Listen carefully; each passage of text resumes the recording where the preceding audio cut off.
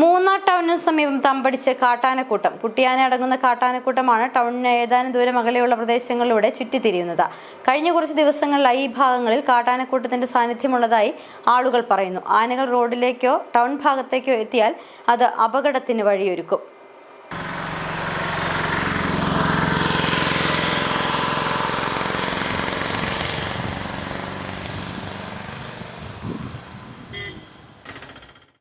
മൂന്നാർ മേഖലയിൽ കാട്ടാനശല്യം അറുതിയില്ലാതെ തുടരുകയാണ്.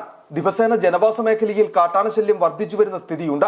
മൂന്നാർ ടൗണിന് സമീപം കാട്ടാനക്കൂട്ടം തമ്പടിച്ചിട്ട് ഏതാനും ദിവസങ്ങളായി. കുട്ടിയാനയടങ്ങുന്ന കാട്ടാനക്കൂട്ടമാണ് ടൗണിന് ഏതാനും ദൂരം അകലെയുള്ള പ്രദേശങ്ങളിലൂടെ ചുറ്റിത്തിരിയുന്നത്. കഴിഞ്ഞ ദിവസങ്ങളിൽ പോലീസ് സ്റ്റേഷൻ പരിസരത്തായിരുന്നു കാട്ടാനക്കൂട്ടം. പിന്നീട് പഴയ മൂന്നാർ ഭാഗത്തേക്കെത്തി.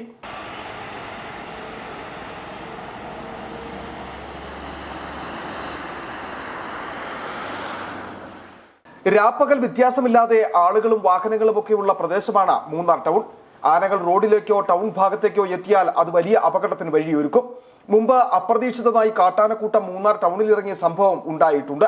അന്ന് ആളുകളും വാഹനങ്ങളും കാട്ടാനക്കൂട്ടത്തിന്റെ മുമ്പിൽ പെടാതിരുന്നതിനാൽ മറ്റ് അപകടങ്ങൾ ഒഴിവായി. ടൗണിന് സമീപം തമ്പടിച്ചിട്ടുള്ള കാട്ടാനക്കൂട്ടത്തെ പ്രദേശത്തു നിന്നും വനത്തിലേക്ക് തുരത്താൻ നടപടി ഉണ്ടാകണമെന്നതാണ് ആവശ്യം.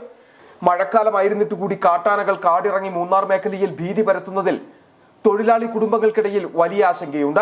മഴ മാറി വേനൽക്കാലം ആരംഭിക്കുന്നതോടെ കാട്ടാനശല്യം വർദ്ധിക്കുമോ എന്നതാണ് തൊഴിലാളി കുടുംബങ്ങൾക്കിടയിലെ ആശങ്ക. City vision, Munnar.